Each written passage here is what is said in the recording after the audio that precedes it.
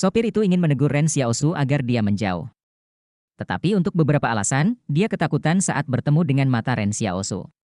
Oh, terima kasih. Ren Xiaosu mengangguk ketika dia melihat lingkungan yang makmur. Jadi ternyata ada juga lingkungan miskin dan kaya di dalam benteng tersebut? Tampaknya perbedaan antara si kaya dan si miskin terlihat jelas di dalam kubu ini. Ketika Ren Xiaosu mengucapkan terima kasih atas informasinya, operator tram itu tercengang. Dia sudah menganggap Ren Xiaosu dan kelompoknya sebagai monster yang mengerikan, jadi dia tidak menyangka Ren Xiaosu akan berterima kasih padanya dengan sopan. Sebelum pengemudi sempat bereaksi, Ren Xiaosu bertanya lagi, kapan tram ini berbalik? Sopir itu berkata dengan terbata-bata, mengapa kamu tidak naik tram berikutnya? Itu akan tiba dalam 20 menit. Ren Xiaosu memandang pengemudi itu. Saran Anda sangat tidak masuk akal.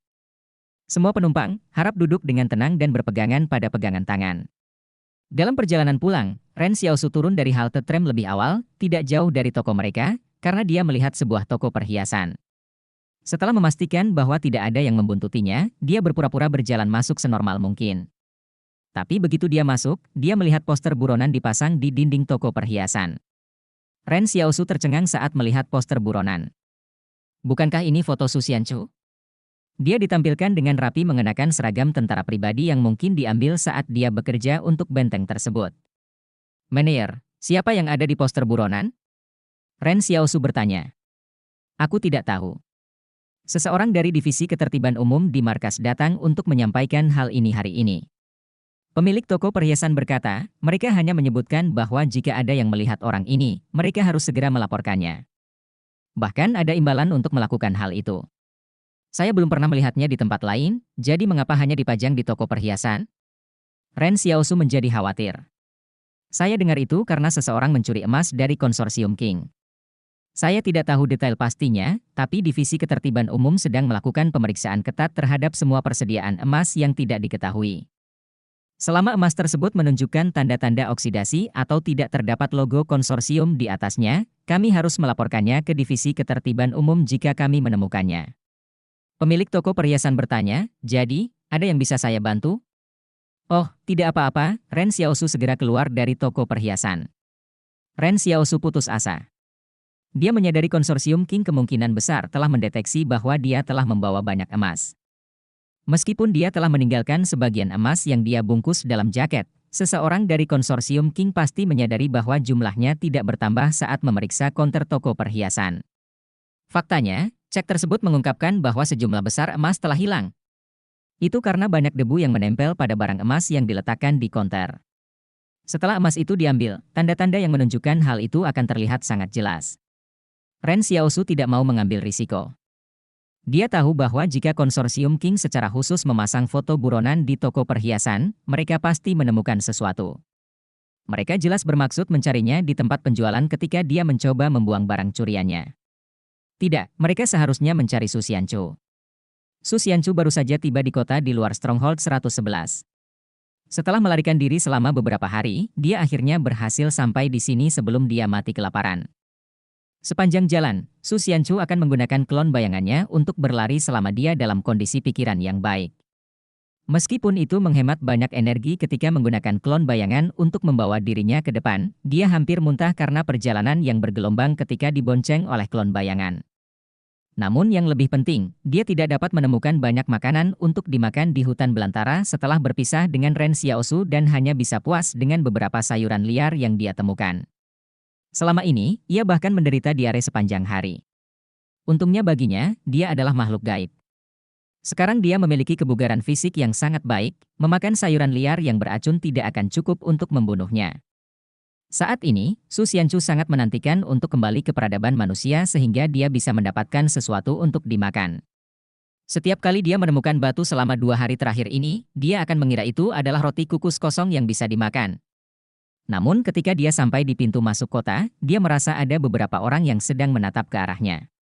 Su Xianchu pergi ke sebuah gubuk dan berkata, "Halo, apakah Anda punya sesuatu yang bisa saya makan? Aku akan membayarmu untuk itu." Su Xianchu menelan ludah saat melihat roti jagung di dalam gubuk. Laki-laki dari keluarga itu keluar dan menilai Su Xianchu. "Kamu bukan dari kota kami, kan?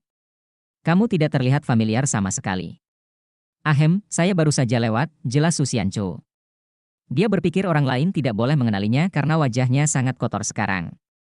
Tetapi ketika pengungsi itu mengamati Su Xianchu, dia tiba-tiba menyadari sesuatu. Dia berteriak, Su Xianchu. Su Xianchu ada di sini. Semuanya, tangkap dia. Su Xianchu bingung. Dalam perjalanannya ke Stronghold 111, Su Xianchu sebenarnya merasa sangat ragu-ragu. Bagaimanapun, Stronghold 111 adalah tempat markas besar konsorsium King berada. Tapi dia merasa tidak masalah jika dia hanya tinggal di kota sebentar, bukan? Tetapi pada saat ini, Su Xianchu menyadari bahwa dia salah berpikir seperti itu. Konsorsium King seharusnya mengeluarkan perintah untuk menangkapnya. Jika tidak, para pengungsi ini tidak akan berusaha menangkapnya seolah-olah mereka semua adalah tentara. Tapi dia tidak melakukan apapun sama sekali.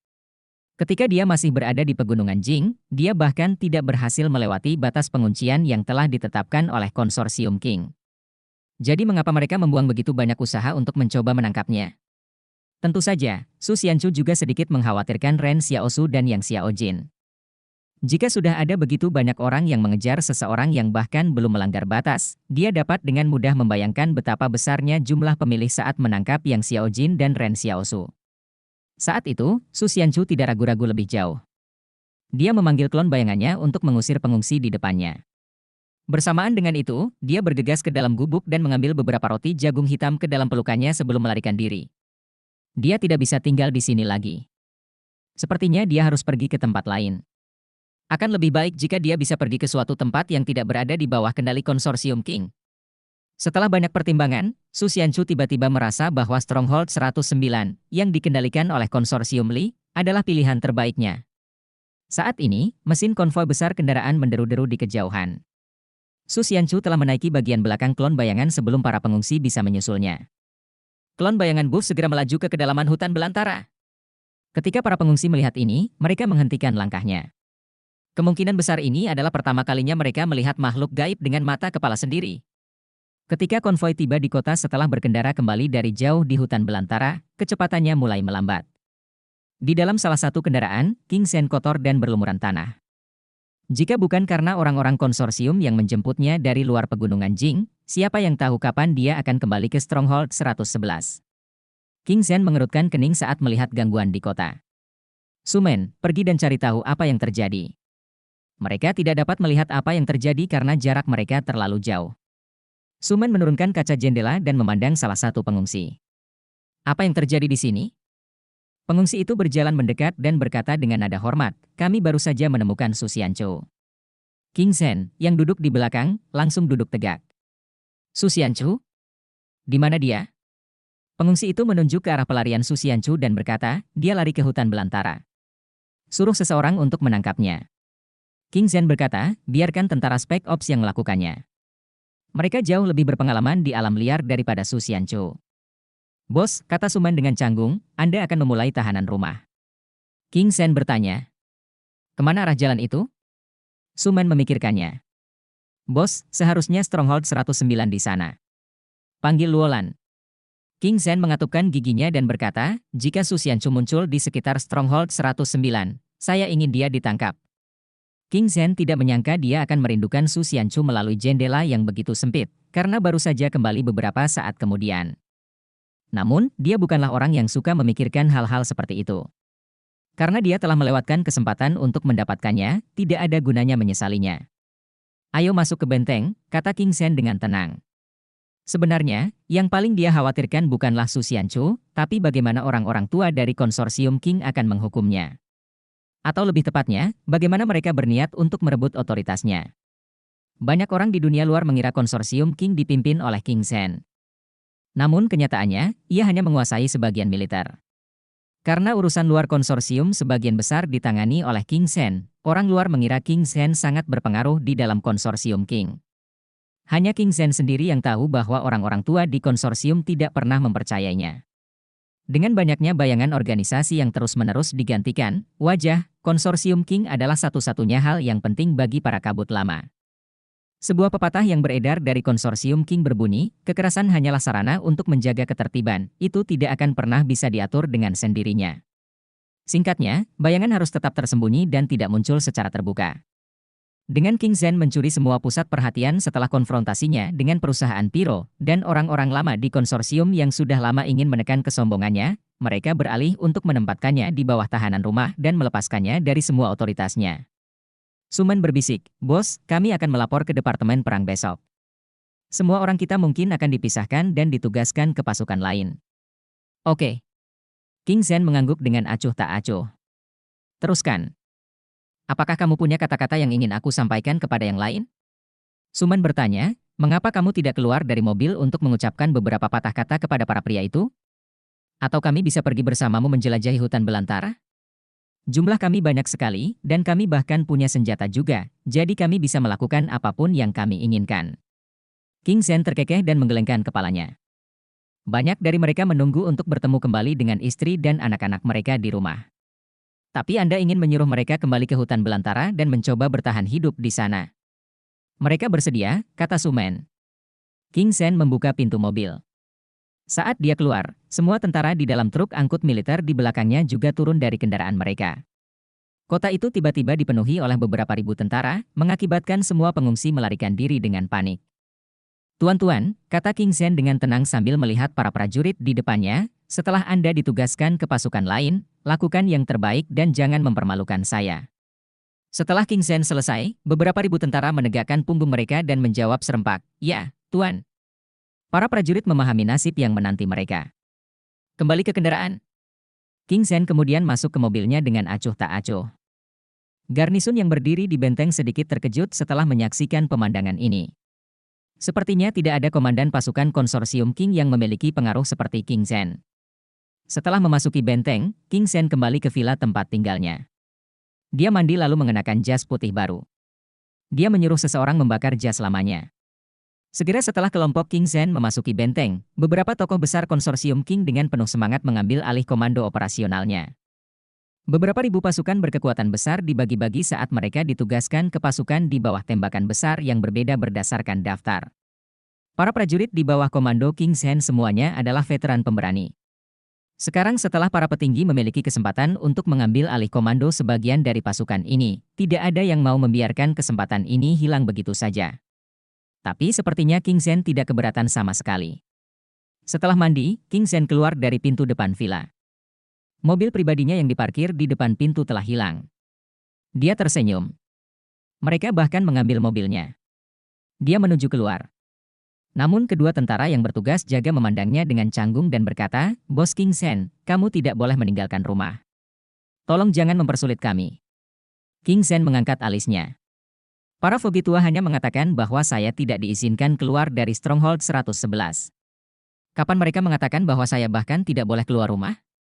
Apakah ada yang mengada-ada? Jangan khawatir, saya hanya keluar untuk mendengarkan nyanyian. Siapa di Stronghold 111 yang tidak tahu kalau aku suka mendengarkan nyanyian?" Kedua prajurit itu saling berpandangan. Bagaimana dia bisa berminat mendengarkan nyanyian di saat seperti ini? Mungkinkah bos King Zen yang terkenal tidak mengkhawatirkan situasinya sendiri? Namun para prajurit tetap tidak menyingkir untuknya. King Zen tidak mengatakan apapun. Kemudian, sebuah peluru datang entah dari mana dan menghantam trotoar batu di depan kedua tentara tersebut. Ada penembak jitu tersembunyi di dekatnya yang melindungi King Zen. Kedua tentara itu tahu bahwa penembak jitu telah menunjukkan belas kasihan kepada mereka. Bahkan jika penembak jitu telah menembak mati mereka, Dewan tidak akan menjatuhkan hukuman yang lebih berat pada King Zen karena masalah sekecil itu. Tidak ada yang mau menimbulkan masalah lagi selama penyerahan komando pasukan tempur. King Zen masih menatap kedua prajurit itu dengan tenang ketika mereka memutuskan untuk mundur. "Terima kasih, Bos King Zen, karena telah menunjukkan belas kasihan kepada kami. Baiklah, jangan khawatir, tidak ada yang akan mempersulit kalian berdua." King Zen terkekeh dan berjalan keluar. Kedua tentara itu bertanya-tanya tentang hal ini ketika King Zen meninggalkan mereka. Semua orang telah mendengar dia menyimpan banyak kartu truf di sekelilingnya, tapi tidak ada yang menduga itu benar. Tapi bukankah Dewan mengambil alih wewenang King Zen? Bagaimana mungkin ada orang yang masih mau mengikuti seseorang yang tidak disukai konsorsium? Mereka mendengar King Zen bersenandung gembira saat dia menuju bagian kota yang makmur. Salah satu tentara bertanya saat King Zen berjalan pergi, "Apa yang dinyanyikan bos King Zen?" "Aku tidak tahu. Kami bahkan tidak punya uang untuk pergi dan mendengarkan konser." Prajurit lainnya tidak yakin tentang lagu apa itu. Di malam hari, King Zhen duduk sendirian di dalam teater. Semua orang telah meninggalkan tempat itu karena mereka takut dia adalah racun. Hanya King Zhen yang menonton pertunjukan saat para pemain di atas panggung bergilir. Dia menyandarkan kepalanya ke salah satu tangannya.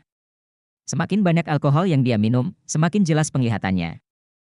Di teater ini, hanya ada suara manis dan sedih yang terdengar hingga ke lampu neon. Gedung pos, persimpangan jalan, berapa pejabat yang pergi ke utara dan selatan setiap hari? Promosi membawa kebahagiaan yang tak terhingga, penurunan pangkat mengirim seseorang pulang dalam diam. Ketenaran dan kekayaan selalu cepat berlalu. Hidup terus mengalir dan berkembang.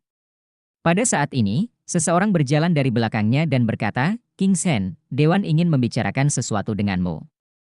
Mereka meminta Anda menghadiri pertemuan tersebut. King Zhen tersenyum. Katakan pada mereka aku tidak akan pergi. Dalam perjalanan kembali dari toko perhiasan, Ren Xiaosu memikirkan rencana masa depannya. Sekarang dia tidak bisa menjual emas miliknya dan bahkan mungkin menjadi sasaran orang lain kapan saja. Dia mulai khawatir bahwa dia tidak bisa menukarnya dengan uang tunai. Awalnya Ren Xiaosu tidak antusias membuka toko karena masih memiliki emas. Namun kini, dia harus mempertimbangkan kembali untuk membuka toko untuk berbisnis lagi. Dia tidak mungkin berharap untuk hidup dari subsidi yang diberikan sekolah kepada siswanya, bukan? Haruskah dia menjual obat hitam itu? Ren Xiaosu tidak mau melakukan itu. Lagi pula, mendapatkan tanda terima kasih lebih sulit daripada uang. Saat dia berjalan, dia tiba-tiba menyadari bahwa dia sudah kembali ke toko ketika dia akhirnya melihat ke atas. Namun saat dia masuk ke toko, dia melihat Wang Fugui bertingkah mencurigakan saat dia mempromosikan sesuatu kepada seorang pria. Ketika Ren Xiaosu mendekat, dia terkejut melihat obat hitam yang dipromosikan. Dari ekspresi Wang Fugui, terlihat jelas dia tidak menjelaskan penggunaan obat hitam yang benar. Terlebih lagi, pria parubaya itu memiliki pandangan tidak senonoh terhadap dirinya. Ren Xiaosu merasa sedih. Apakah dia ditakdirkan menjadi pengedar narkoba selamanya? Pengedar narkoba itu seringkali merupakan label yang muncul saat diskusi seputar perilaku yang patut dipertanyakan. Ren Xiaosu tidak bisa menerima ini. Bagaimana mungkin makhluk gaib yang muda dan menjanjikan seperti dia bisa dicap dengan gelar yang tidak layak? Seperti yang dia katakan sebelumnya, status sosialnya akan merosot jika dia dikenal sebagai pengedar narkoba. Saat itu, seorang pria masuk dan berkata, Dokter, bisakah Anda memeriksa apa yang salah dengan saya? Perutku terus-menerus sakit. Tanpa berpikir panjang, Ren Xiaosu menolaknya. Kami tidak akan merawat pasien lagi mulai sekarang. Namun, pria itu menjadi tidak senang. Dia berkata, Anda menjalankan sebuah klinik, jadi bagaimana Anda bisa menolak merawat pasien? Apakah kamu tahu siapa aku? Ren Xiaosu juga menjadi tidak senang. Ada apa dengan kelakuan warga di kubu ini? Mengapa mereka semua suka membual tentang siapa diri mereka saat mereka membuka mulut? Seolah-olah mereka hidup berdasarkan status sosialnya. Dia menatap pria itu. Dan siapa Anda? Saya Yan Linfeng dari distrik barat. Pergilah berkeliling dan tanyakan siapa saya. Pria itu berkata dengan nada menghina. Tiba-tiba, Ren Xiaosu mendengar suara yang telah lama ditunggu-tunggu dari istana berkata, Quest, rawat pasien. Ren Xiaosu memandang Yan Linfeng dengan senyum lebar. Ayo, ceritakan padaku tentang gejalamu. Yan Linfeng tercengang. Apakah namanya benar-benar efektif? Dia hanya ingin mengamuk untuk melampiaskan amarahnya tetapi kemarahan itu segera mereda. Perutku tidak enak. Sedikit sakit. Wang tua, resepkan 3 pil antibiotik untuk pasien ini. Ren Xiaosu berkata dengan baik, kamu menderita mak, tapi kamu akan baik-baik saja setelah minum obat. Benar-benar? Yan Linfeng berkata dengan skeptis. Ya. Ren Xiaosu berkata dengan tegas. Sepertinya aku peduli apakah itu nyata. Menyelesaikan misi lebih penting. Istana tidak memberinya misi apapun selama belasan hari. Ini adalah awal yang baik untuk hari ini. Saat pria itu meminum obat darinya, suara dari istana berkata, misi selesai. Dianugerahi gulir duplikasi keterampilan dasar. Mata Ren Xiaosu berbinar. Pencarian telah selesai. Ketika Yan Linfeng meminum obat dan membayarnya, dia bertanya, apakah ada makanan yang harus saya hindari?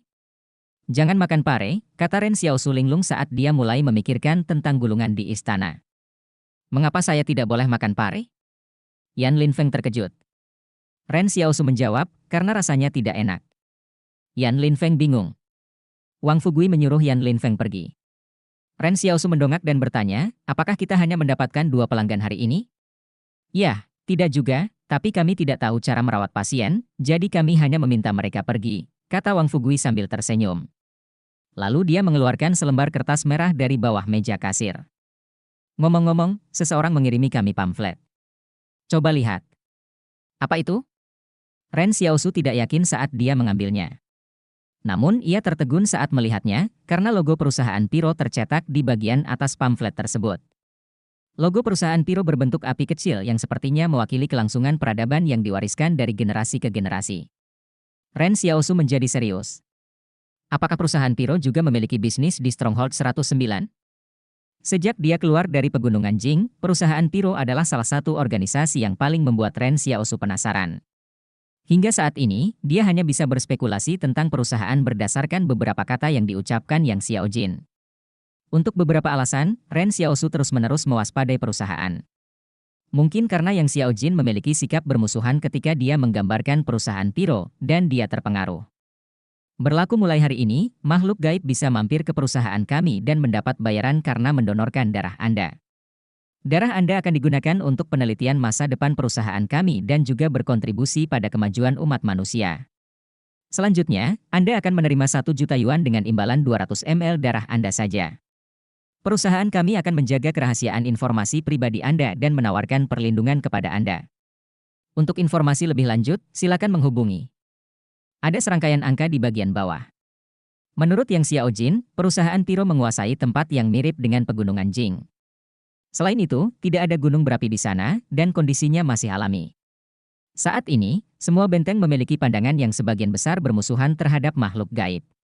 Namun, perusahaan Piro tidak hanya mulai membeli darah makhluk gaib, mereka bahkan secara terbuka menawarkan perlindungan kepada mereka. Wang Fugui memandang Ren Xiaosu dan berkata sambil tersenyum, "Baiklah, apakah kamu ingin mencobanya?" Yan Liuyuan berjalan di samping mereka dan melihat pamflet itu. "Paman Fugui, ada yang tidak beres dengan perusahaan ini. Adikku tidak boleh pergi ke sana." "Benar." Wang Fugui segera mengerti. Mereka telah menyaksikan sendiri kasus tragis Sang Baogen dan Chen Wudi. Siapa yang dapat menjamin bahwa perusahaan Piro ini bertindak dengan niat baik? Sekalipun perusahaan Piro bermaksud baik, siapa yang dapat menjamin bahwa mereka dapat menjaga kerahasiaan informasi tersebut? Jadi mereka lebih suka tidak mendapatkan uang ini jika itu berarti Ren Xiaosu harus mempertaruhkan nyawanya untuk itu. Namun, Wang Fugui menyadari betapa sadarnya Yan Liuyuan terhadap lingkungannya. Sambil memegang pamflet di tangannya, Ren Xiaosu mencoba mencari tahu trik lain apa yang mungkin dimainkan perusahaan tersebut. Kenyataannya, Wang Fugui dan Yan Liuyuan masih belum cukup memahami dunia ini. Hanya dengan mengutip eksperimen yang menakutkan itu sebagai contoh, apakah semua subjek tersebut bersedia menjadi eksperimen?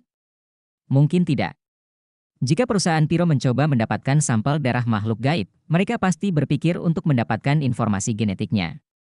Perusahaan ini begitu ambisius hingga berupaya mengumpulkan darah seluruh makhluk gaib di dunia untuk penelitian. Tapi Ren Xiaosu menganggap ini bukan hal yang baik. Dia memanggil Chen Wudi dan memerintahkannya untuk tidak menggunakan kekuatan supernya tanpa izinnya.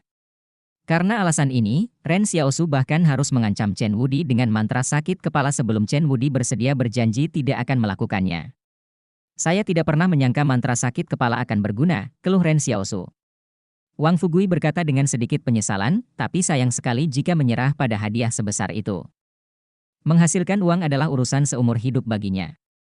Sungguh sulit untuk tidak merasa tergoda saat pertama kali dihadapkan pada janji uang sebanyak itu.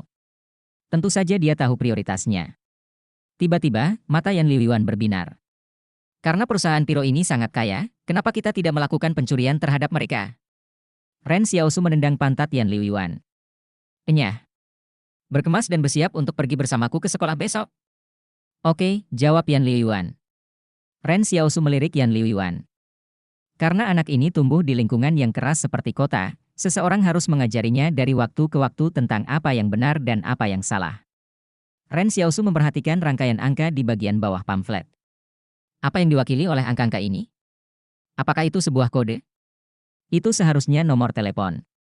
Wang Fugui tersenyum dan berkata, "Saya pernah mendengar sebelumnya bahwa setiap benteng memiliki jaringan telepon. Seseorang bisa ngobrol dengan orang lain meski jaraknya puluhan kilometer. Kami juga punya telepon rumah di toko kami, tapi kami belum tahu cara menggunakannya. Setelah kelompok pengungsi ini tiba, mereka harus menjelajahi semuanya sendiri." Ren Xiaosu bertanya-tanya apakah dia harus meminta Jiang Wu datang untuk memberi mereka pelajaran tentang tinggal di benteng sehingga mereka semua bisa mendapatkan pemahaman yang lebih baik tentang cara kerja di sini. Mengapa kita tidak mencoba menggunakan telepon? Yan Liuan berkata dengan penuh semangat. Dia berada pada usia di mana dia tertarik pada segala macam hal baru. Sekelompok orang berkumpul di sekitar telepon rumah ajaib. Bahkan Xiaoyu ikut bersenang-senang. Ren Xiaosu bertanya, bagaimana kita menggunakan benda ini? Dia melihat banyak tombol angka di telepon, tetapi tidak ada manual pengoperasian untuk itu. Lihatlah rangkaian nomor di pamflet perusahaan Piro. Wang Fugui berkata sambil menunjuk ke sana, apakah kita hanya memutarnya secara berurutan? Saya rasa begitu. Mari kita mencobanya. Ren Xiaosu berkata, Liu Yuan, cobalah. Semua orang cukup penasaran dengan perangkat baru ini, tetapi Ren Xiaosu masih menjaga Yan Liuan dan memutuskan untuk membiarkannya bersenang-senang terlebih dahulu. Di bawah tatapan antisipasi semua orang, Yan Liuan memutar serangkaian nomor. Mereka pasti tidak akan menggunakan nomor perusahaan Piro untuk mengujinya, sehingga berakhir dengan nomor yang dimasukkan secara acak. Namun setelah menekan nomor tersebut, tidak terjadi apa-apa. Yan Liuan menatap Ren Xiaosu dan berkata, Kak, tidak ada jawaban. Biarkan aku berpikir. Ren Xiaosu berkata, kami mungkin melakukan kesalahan dalam mengoperasikannya. Anda dapat melihat bahwa itu adalah angka 8 digit di brosur perusahaan Piro. Jadi kita juga harus menghubungi nomor 8 digit. Chen Wudi masuk dari halaman belakang dan melihat mereka semua berkerumun. Dia bertanya, Guru, apa yang kalian semua lakukan? Mata Ren Xiaosu berbinar. Ayo, muridku, lihat apakah kamu tahu cara mengoperasikan benda ini. Meski Chen Wudi dulunya tinggal di rumah sakit jiwa, ia tetap harus memahami beberapa fungsi dasar suatu benda, bukan? Mungkinkah ada yang namanya telepon di rumah sakit jiwa? Biar kulihat. Chen Wudi melihatnya sekilas dan berkata, ini telepon. Chen Wudi kemudian mengangkat gagang telepon. Ren Xiaosu dan yang lainnya akhirnya mengerti bahwa mereka harus mengambilnya terlebih dahulu sebelum menggunakannya. Mereka melihat Chen Wudi memukul serangkaian angka. Setelah beberapa kali dering, sebuah suara terdengar dari gagang telepon. Siapa ini? Chen Wudi berkata dengan sikap yang mengesankan, saya adalah Sage Agung. Kamu gila. Dengan satu klik, orang di ujung sana menutup telepon. Ren Xiaosu menyeringai. Ponsel ini luar biasa. Orang di seberang sana bahkan bisa secara akurat mengidentifikasi sifat Chen Wudi melalui itu. Chen Wudi menjadi sangat marah sehingga dia ingin menelepon kembali untuk memarahi orang itu. Namun, dia sudah lupa nomor yang dia hubungi. Ayo, Liu Yuan, cobalah juga, kata Ren Xiaosu sambil tersenyum. Yan Liu Yuan memutar nomor tersebut sebagai antisipasi. Setelah 2 deringan, seseorang mengangkat telepon, dan terdengar suara seorang pria paruh baya berkata, siapa ini? Yan Liu Yuan merasa seolah-olah dia telah membuka pintu ke dunia baru. Dia berkata dengan sopan, halo, Paman. Orang di seberang sana tercengang. Siapa kamu? Apakah ada sesuatu yang membuatmu meneleponku? Bukan apa-apa, saya hanya mencoba menelepon, kata Yan Liuan jujur. Saya baru belajar menggunakan telepon. Aku minta maaf karena mengganggumu. Tidak apa-apa. Orang di ujung sana menutup telepon. Yan Liuan mendongak dan berkata kepada Ren Xiaosu dengan gagang telepon di tangannya, Kak, ponsel ini luar biasa. Orang lain di telepon merasa dia berada tepat di hadapanku. Ren Xiaosu mengangguk. Jangan mengujinya lagi. Tidak baik mengganggu orang lain. Namun tiba-tiba telepon berdering. Ren Xiaosu tertegun sebelum mengambilnya. Halo? Orang di seberang sana berkata, apakah Anda memerlukan pinjaman kecil? Orang itu terus mengoceh dan mengatakan banyak hal, tetapi Ren Xiaosu dan yang lainnya tercengang. Mereka tidak mengerti apa yang dikatakan orang tersebut. Ren Xiaosu ragu-ragu sebelum berkata, saya tidak mengerti maksud Anda. Orang itu terdiam selama beberapa detik. Itu artinya kami bisa meminjamkanmu uang. Berapa bunganya? Ren Xiaosu bertanya setelah jeda singkat. 3% 1, kata orang yang menelepon. Ren Xiaosu tertawa, bukankah itu rentenir? Orang yang menelepon itu berteriak kepada seseorang, bos, ada yang bilang kami rentenir. Orang lain datang ke telepon dan berkata, anak muda, jangan bicara omong kosong. Kami bukan rentenir. Ren Xiaosu tertawa terbahak-bahak. Bukankah mengenakan bunga 3% merupakan rentenir? Dari semua pebisnis di luar sana, kaulah yang tidak punya hati nurani. Sejujurnya, Ren Xiaosu berpikir bahwa semua orang di benteng itu hidup dan bekerja di lingkungan yang makmur. Namun tampaknya ada juga beberapa bisnis yang mencurigakan. Pria itu berbicara dengan suara rendah. Apakah kamu tahu siapa saya? Ren Xiaosu segera bertanya-tanya mengapa suara itu terdengar begitu familiar. Bukankah dia pernah mendengar suara ini di suatu tempat sebelumnya? Dia bertanya balik, apakah kamu tahu siapa saya? Pria itu tercengang. Siapa kamu? Ren Xiaosu berkata, saya Yan Linfeng dari distrik barat. Setelah hening sejenak, pria itu menjawab, brengsek, aku juga Yan Linfeng dari distrik barat. Ren Xiaosu terdiam. Jadi ternyata tidak semua orang suka memperkenalkan diri, tapi dia selalu bertemu dengan mereka yang suka memperkenalkan diri. Dan mereka juga selalu dipanggil Yan Linfeng. Tidak heran suaranya terdengar begitu familiar.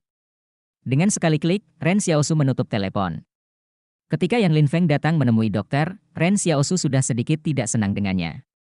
Dia berpikir jika dia menggunakan nama ini melalui telepon, dia bisa membiarkan orang-orang itu bertengkar di antara mereka sendiri. Tapi dia tidak pernah menyangka akan bertemu orang yang sama. Yan Linfeng mungkin tidak tahu siapa yang dia telepon, bukan? Bahkan jika dia tahu siapa orang itu, Ren Xiaosu tidak takut padanya. Ren Xiaosu sudah tahu bahwa senjata dilarang di benteng.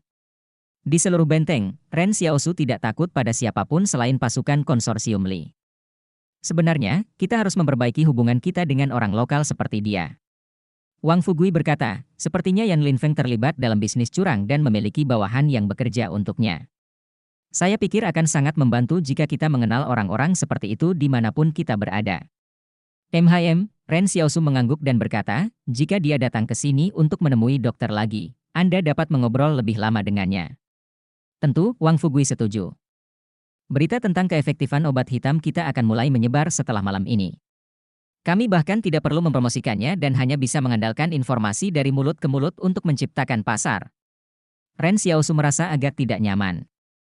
Setelah merobek pamflet perusahaan Piro, dia berkata, semuanya, jangan beritahu siapapun bahwa Chen Wudi dan saya adalah makhluk gaib. Awasi Chen Wudi dan jangan biarkan dia berlarian keluar jika tidak perlu dalam jangka pendek, kalau dia mendapat masalah. Dia berasumsi Luolan tidak akan mengungkapkan fakta bahwa Chen Wudi adalah makhluk gaib kepada kubu. Namun, tidak ada jaminan bahwa kelompok siswa Jiangwu dapat merahasiakannya, jadi mereka harus bersiap menghadapi semua kemungkinan skenario. Ren Xiaosu teringat pesan kecil yang ditinggalkan Yang Xiaojin. Sepertinya dia benar. Kehadiran berbagai kekuatan telah mengubah Stronghold 109 menjadi tempat yang kacau balau. Dia tidak tahu mengapa atau berapa banyak kekuatan lain yang terlibat. Jadi hal terbaik yang bisa dia lakukan adalah melindungi Yan Liyuan dan yang lainnya. Wang Tua, perintah Ren Xiaosu, saya akan menulis daftarnya untuk Anda. Pergi dan lihat apakah Anda diizinkan membeli barang-barang ini. Ingatlah untuk tidak membelinya bersama-sama, tetapi secara terpisah. Ren Xiaosu harus menyiapkan jalan keluar. Dia akan menggunakannya sebagai pilihan terakhir. Ren Xiaosu telah mencuri sesuatu yang sangat penting dari Yang Xiaojin ketika mereka berada di Pegunungan Jing, pembuatan bom tingkat lanjut. Barang-barang yang Ren Xiaosu perlu persiapkan oleh Wang Fugui sebenarnya tidak terlalu sulit. Meski sebagian besar merupakan kebutuhan sehari-hari, ia harus berhati-hati jika membeli semuanya sekaligus. Sebab, dengan membeli barang-barang tersebut secara bersamaan mungkin akan menarik perhatian sebagian orang. Lagi pula, bukan rahasia lagi kalau barang-barang tersebut bisa digunakan untuk membuat bom. Keesokan paginya, Wang Fugui keluar. Dia tidak bertanya pada Ren Xiaosu untuk apa dia membutuhkan barang-barang itu. Jika Ren Xiaosu membutuhkannya, dia harus keluar dan mengambilnya. Saat ini, Wang Fugui melihat dirinya sebagai penjaga toko di grup tersebut. Yang perlu dia lakukan hanyalah melakukan tugasnya seperti yang diminta darinya. Ren Xiaosu takut Wang Fugui akan mengacaukan tugas ini. Pada akhirnya, dia menyadari Wang Fugui bahkan lebih berhati-hati dari yang dia duga. Wang Fugui menghabiskan sepanjang hari naik tram ke distrik utara, selatan, timur, dan barat, melakukan 4 pembelian terpisah di masing-masing distrik untuk mengumpulkan semua barang untuk Ren Xiaosu. Ketika dia sampai di rumah pada malam hari, Ren Xiaosu dapat melihat bahwa dia telah musnah. Xiaoyu sudah membeli beberapa baju baru untuk Ren Xiaosu dan yang lainnya. Sementara itu, prosedur penerimaan sekolah Yan Liyuan, Ren Xiaosu, dan Wang Dalong telah diproses. Lebih jauh lagi, Xiaoyu membantu mereka mengetahui bahwa sekolah-sekolah di benteng tersebut mempunyai 2 waktu istirahat intersesi setiap tahunnya. Sekarang sedang musim dingin, jadi semester pertama sekolah akan segera berakhir. Ren Xiaosu dan yang lainnya tidak perlu bersekolah lama sebelum liburan semester dimulai. Tentu saja, ini sejalan dengan keinginan Ren Xiaosu. Permulaannya harusnya merupakan fase adaptasi, jadi istirahat liburan tentu akan sedikit mengurangi tekanan. Namun pada akhirnya, mereka tetap harus kembali ke sekolah. Ren Xiaosu tiba-tiba menantikannya. Dia bertanya-tanya apakah sekolah benteng mengajarkan hal serupa seperti yang diajarkan Zhang kepada mereka. Setelah makan malam, Wang Fugui menemukan Ren Xiaosu dan berkata kepadanya dengan tenang, "Ketika saya membeli barang-barang ini hari ini, salah satu pemilik toko menyebutkan sesuatu yang membuat saya takut bahkan sampai sekarang." "Apa itu?" Ren Xiaosu bertanya. Pemilik toko bertanya-tanya mengapa semua orang membeli barang-barang ini. Wang Fugui berkata, "Jadi saya bertanya kepadanya siapa lagi yang membelinya. Dia kemudian memberitahu saya bahwa seorang gadis pergi ke tokonya kemarin untuk membeli barang yang sama, dan untungnya dia telah mengisi kembali barang tersebut hari ini. Kalau tidak, dia tidak akan punya apapun untuk saya beli." Ren Xiaosu mengerutkan kening. Entah dari mana, dia mengira gadis itu mungkin adalah Yang Xiaojin. Kedua keterampilan membuat bom mereka sama persis. Jadi ketika mempertimbangkan cara membuat bom, item yang mereka perlukan mungkin juga sama. Yang Xiaojin mungkin tidak menyangka Ren Xiaosu akan melakukan hal yang persis sama dengannya. Apa yang direncanakan Yang Xiaojin? Tentunya gadis ini tidak akan berpikir untuk meledakkan benteng tersebut, bukan? Tentu saja, tidak praktis meledakkan benteng hanya dengan bom sebesar ini. Ren Xiaosu merasa bahwa target Yang Xiaojin mungkin saja adalah kantor cabang perusahaan Piro di Stronghold 109. Lagi pula, dia sudah merasa Yang Xiaojin berselisih dengan perusahaan Piro. Keesokan paginya, Ren Xiaosu dan yang lainnya naik tram dan bergegas menuju sekolah menengah ke-13. Ketika mereka berada di tram, mereka melihat beberapa siswa lain juga berada di sana. Mudah untuk mengenali siapa saja siswanya karena mereka semua berseragam biru putih. Ketika Tang Yo menyerahkan prosedur pendaftaran kepada mereka, mereka diberitahu bahwa seragam sekolah hanya akan dikeluarkan ketika mereka sampai di sekolah karena seragam tersebut diberikan berdasarkan ukuran mereka. Murid-murid Jiangwu sudah diberikan milik mereka, jadi hanya Ren Xiaosu, Yan Liuyuan, dan Wang Dalong yang tidak memakainya. Saat ini, Jiangwu tinggal di asrama fakultas bersama murid-muridnya. Mulai saat ini, para siswa tersebut harus bekerja keras dan bergantung pada diri sendiri karena orang tuanya sudah tidak ada lagi. Tapi yang tidak diharapkan Ren Xiaosu adalah para siswa ini sangat bersatu. Setelah hampir mati, dan tanpa ada keluarga lagi, mereka secara naluriah mulai memperlakukan satu sama lain sebagai keluarga. Pada saat ini, Ren Xiaosu mendengar para siswa di depan tram berdiskusi, "Apakah sudah ada yang memberitahu kalian? Ada beberapa pengungsi yang datang ke benteng baru-baru ini. Saya mendengar seseorang jatuh sakit saat mereka sampai di rumah setelah naik tram yang sama dengan mereka. Kata ibuku, itu karena pengungsi membawa kuman dari luar." Siswa lainnya berkata, "Ayah saya menyuruh saya untuk menjauh dari pengungsi jika saya bertemu dengan mereka." "Bagiku, ini tidak terasa terlalu serius," kata seorang siswi dengan lembut. "Siapa tahu?" Kata ibuku, kuman yang dibawa oleh para pengungsi ke kamp pengungsian beberapa tahun lalu menginfeksi banyak orang dan membunuh puluhan orang lainnya. Mengapa lagi menurut Anda semua orang tidak ingin mereka berada di dalam benteng? Ketika Ren Xiaosu mendengar itu, dia mengerutkan kening. Mengapa beritanya menyebar sejauh ini hanya dalam satu malam? Sejujurnya, Ren Xiaosu benar-benar tidak mengira para pengungsi akan dikucilkan begitu parah sebelum masuk ke benteng tersebut. Selain itu, meski mereka pernah dikucilkan sebelumnya, itu lebih karena alasan seperti miskin. Dia tidak menyangka hal ini akan berakhir seperti mereka menjadi pembawa kuman. Kota ini tidak dianggap sebagai zona karantina. Ren Xiaosu sangat meremehkan pembicaraan tentang pengungsi sebagai pembawa kuman. Dia telah berhubungan dengan banyak orang dari benteng, seperti Luolan, Tang Yo, Yang Xiaojin, Luo Xinyu, Liu Bu, dan pasukan swasta yang melakukan ekspedisi. Bukan berarti ada orang yang meninggal karena suatu penyakit, bukan? Siapa yang dengan sengaja mengatakan bahwa para pengungsi menyebarkan penyakit di benteng tersebut? Ini membuat Ren Xiaosu dan yang lainnya tampak seperti pembawa penyakit yang mengerikan. Wang Dalong terpaku pada seorang gadis di tram. Seolah-olah percakapan yang dilakukan orang lain bukanlah urusannya. Namun, Yan Liuyuan sedikit lebih sensitif. Dia mengerutkan kening dan berbisik, "Kak, apakah kita benar-benar membawa kuman?" "Tidak." Ren Xiaosu menggelengkan kepalanya. "Lalu kenapa mereka mengatakan itu? Bukankah kita seharusnya menyangkalnya?" Suasana hati Yan Liuyuan yang sebelumnya baik setelah masuk ke dalam benteng dirusak oleh apa yang terjadi di sekitar mereka. "Tidak ada gunanya membantahnya," jawab Ren Xiaosu. "Mengapa?" Mereka memfitnah kita. Yan Liuyuan tidak bisa mengerti. Liuyuan, jika 10 orang mengatakan kita salah, apakah itu termasuk memfitnah kita? Ya, kenapa tidak? Yan Liuyuan menjawab. Lalu jika 100 orang mengatakan kami bersalah, apakah itu termasuk memfitnah kami? Ren Xiaosu terus bertanya. Saya rasa begitu. Yan Liuyuan memikirkannya sebelum menjawab. Lalu bagaimana jika 10.000 orang mengatakan hal buruk tentang kita? Ren Xiaosu berkata dengan tenang, itu bukanlah fitnah tetapi keadilan.